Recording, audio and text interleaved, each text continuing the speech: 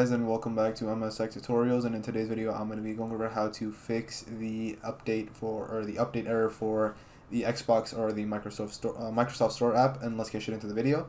So in order to fix this error code, there are a few things that you guys can do. The first method that you guys can do is by going over to the search bar and just typing in this command, W reset. And once you see the command pop up, just go ahead and just click on it and let the command run.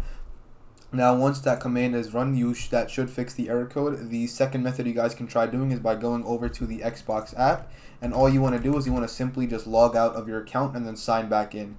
Now, once you do that, that should also help fix the error code or help fix the issue.